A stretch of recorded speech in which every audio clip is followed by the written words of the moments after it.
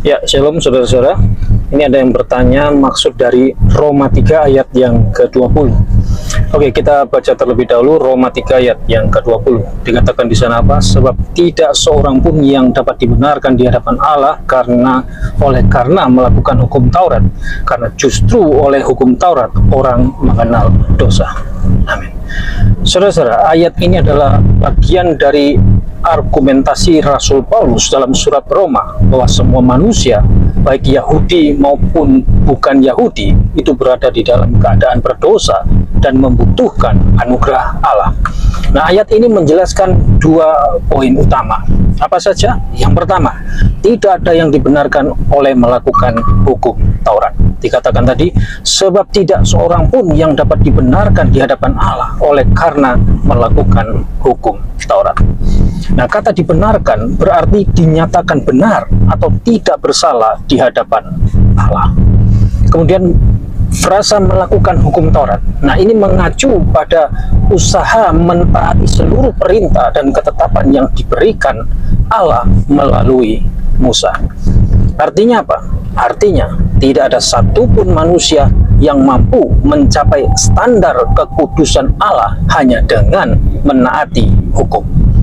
Karena pada kenyataannya semua orang itu gagal menaati hukum Taurat secara sempurna. Bandingkan dengan Yakobus 2 ayat 10. Dikatakan apa? Sebab barang siapa menuruti seluruh hukum itu tetapi mengabaikan satu bagian saja, ia bersalah terhadap seluruhnya.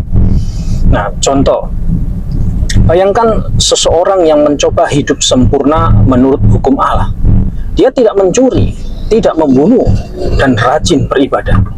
Tapi suatu hari dia memendam kebencian dan iri hati dalam hatinya terhadap saudaranya.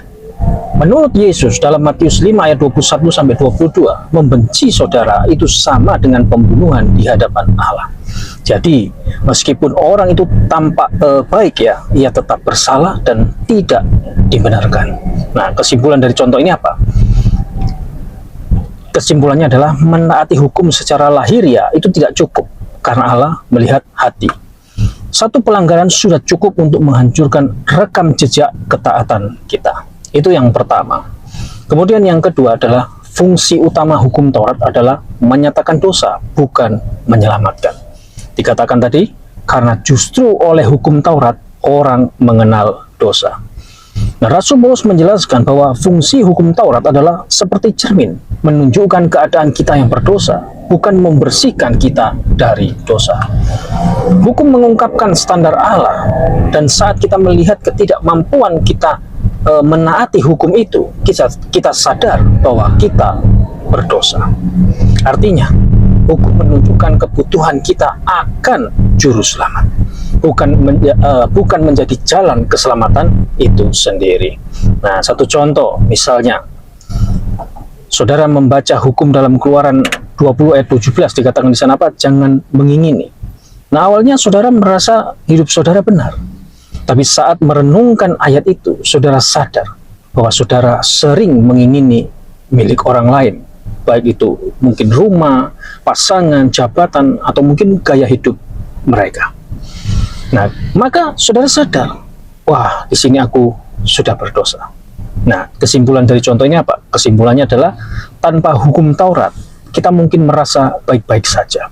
Tapi setelah melihat hukum, kita sadar bahwa kita telah melanggar kehendak Allah.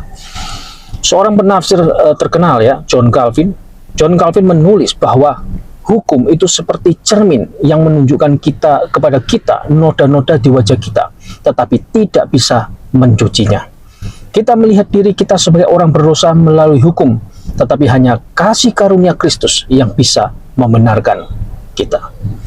Kemudian Charles Haddon Spurgeon mengatakan, hukum bukanlah tangga menuju surga, tetapi palu yang menghancurkan kebanggaan kita, supaya kita berlari kepada Kristus untuk keselamatan.